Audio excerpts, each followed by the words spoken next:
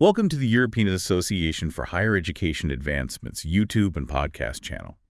We're going to be diving deep into a topic that's unfortunately pretty prevalent in education, and that is student humiliation. Oh, wow.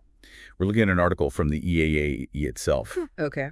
and it starts with a really powerful quote. Okay. Death with dignity is better than life with humiliation. Why do you think the authors chose to open with such a strong statement? It makes a statement right away. Yeah. It's severe. Yeah. It suggests that humiliation can be so damaging that it just really impacts a person's sense of self-worth, Right. even their will to live. Wow. The authors are grabbing our attention Yeah. and forcing us to confront the harsh reality of this practice. That's a powerful way to frame it. Yeah. And this isn't just a problem in one specific place, right? Right. This is something that happens all over the world. Absolutely. Yeah. The article emphasizes that student humiliation is a global issue. Wow. It's found in classrooms from elementary schools to universities, and it even spills over into homes. It's disturbing that it's so widespread. Yeah, it is. The article mentions that teachers might resort to humiliation for a few reasons, Okay. like trying to maintain control in the classroom, Right. using it as negative reinforcement, Uh-huh. or even believing mistakenly that students don't mind it. Mm-hmm. What are your thoughts on that? It's crucial to understand that even if a student appears to take humiliation in stride, like maybe laughing it off or something, Right. it can have serious long-term consequences. Yeah. There's a wealth of psychological research on this. Yeah. Humiliation triggers a stress response in the brain, Right. releasing cortisol, which can impair cognitive function and memory. Wow. Over time, chronic exposure to humiliation can lead to anxiety, depression, and even PTSD. Oh, wow. It can impact a student's sense of self-worth and their ability to form healthy relationships. So it's not just a matter of hurt feelings. No. There are real measurable impacts on a child's development. Absolutely. That's a sobering thought. But the good news is this article doesn't just dwell on the problem, it also offers solutions. Yes, Yeah. thankfully. Okay. The EAHEA outlines 11 practical tips for educators Okay. to help prevent student humiliation in their classrooms. Okay. These tips are grounded in sound pedagogical principles and a deep understanding of child psychology. Okay, let's unpack some of those tips. Yeah. One that really stood out to me is the emphasis on having private conversations with students instead of issuing public reprimands. Yeah. What are the psychological benefits of this approach? When we correct a student publicly, we're essentially putting them on display, Right. making them the center of unwanted attention.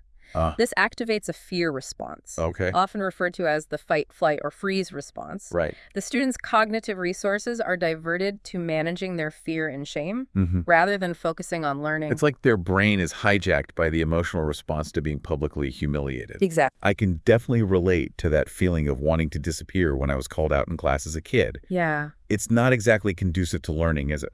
not at all. Yeah. A private conversation, on the other hand, allows the student to process the feedback without the added pressure of public scrutiny. Right. They're more likely to be receptive to the message and make positive changes in their behavior. It creates a sense of safety and trust, which is essential for learning. Absolutely. And this reminds me of another tip the article highlights. Avoiding language that targets a student's appearance, intellect, or communication style. Mm-hmm. This seems like a no-brainer, but I imagine it happens more often than we'd like to think. You're right. While it might seem obvious, these types of comments are unfortunately still prevalent in some educational settings. Wow. The impact of such language, especially on young minds, can be incredibly damaging. Yeah. When a child hears repeatedly that they're stupid, ugly, or weird, these messages can become internalized. They start to believe these things about themselves, which can have a detrimental effect on their self-esteem, motivation, and academic performance. It's almost like we're planting seeds of self-doubt Right. that can take root and grow into deeply ingrained insecurities. Exactly. So we need to be mindful of the power of our words as educators. Yes, and it's not just about the words we use, but also our actions and nonverbal cues. Oh, okay. The article stresses the importance of being attuned to students' body language and signs of withdrawal. Right. Sometimes students, especially younger ones, may not feel comfortable verbally expressing their discomfort or distress. That makes a lot of sense. Yeah. I remember being terrified to speak up in certain classes as a kid, even when I felt incredibly uncomfortable. It's like you're trapped in a situation but lack the tools or confidence to advocate for yourself. Yeah, and that's precisely why it's so important Right, yeah. for educators to be perceptive observers. Well, Notice if a student who was once engaged becomes withdrawn. If their body language expresses anxiety, or if they start avoiding eye contact, these can be signs that something is amiss and that a student might be feeling humiliated or isolated. it's like we need to be emotional detectives looking for subtle clues Yeah. that a student is struggling. So what are some ways educators can create a safer space for students to open up when they're feeling this way? One crucial step is fostering a classroom culture of respect and inclusivity, Okay. where all students feel valued and heard. Right. This means actively promoting kindness and empathy and setting clear expectations for how students treat each other. Okay. The article also mentions treating all students equally regardless of their academic performance. That reminds me of the Gandhi quote the article included. yeah? It has always been a mystery to me how men can feel themselves honored by the humiliation of their fellow beings. Right. It seems relevant here. It is a profound statement Yeah. that speaks to the inherent wrongness of deriving satisfaction from another person's humiliation. True leadership, whether in a classroom or any other setting, comes from uplifting others, not tearing them down. Right. By fostering a culture of respect, we create an environment where students are less likely to be targeted for humiliation in the first place. That makes a lot of sense. Yeah.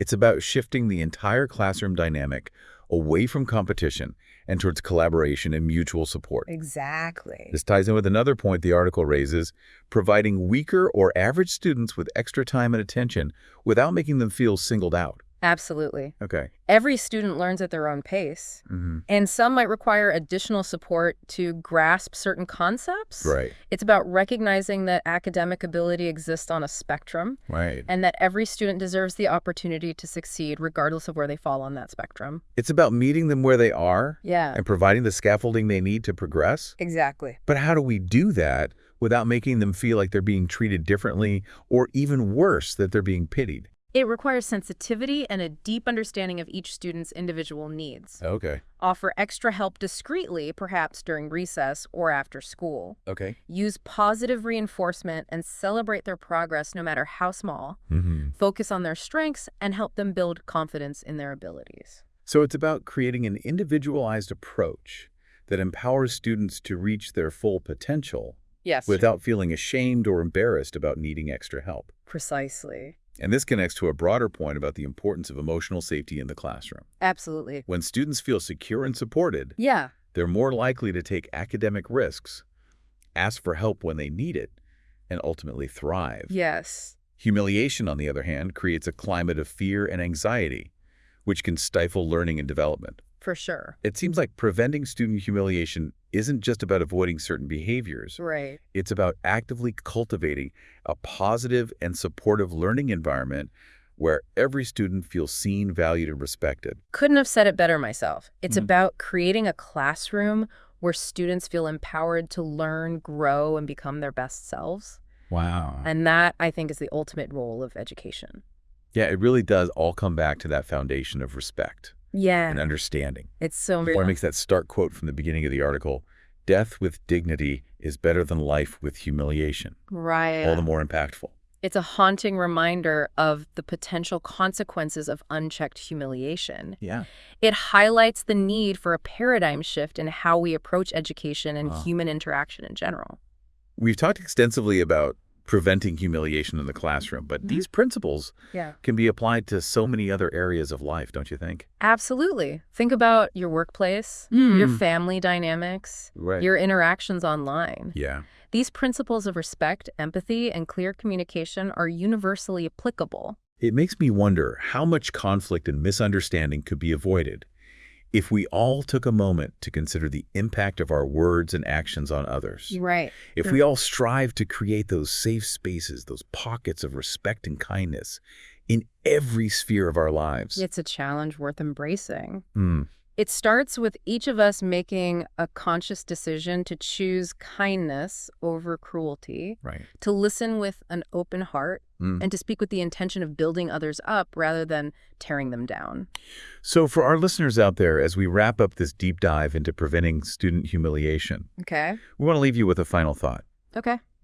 How can you apply these principles in your own life, in your own interactions? Yeah. How can you be a force for positive change, for greater understanding and respect? It all starts with us.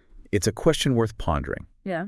And if you'd like to delve deeper into this topic, Please do. be sure to check out the full article from the European Association for Higher Education Advancement. Yes. It's a valuable resource for educators and anyone who wants to create a more humane and compassionate world. It offers concrete strategies and insights that can help us move towards a future where humiliation is no longer a tool of control or a source of pain, Right. but a relic of the past. Please don't forget to follow the European Association for Higher Education Advancement on YouTube and social media.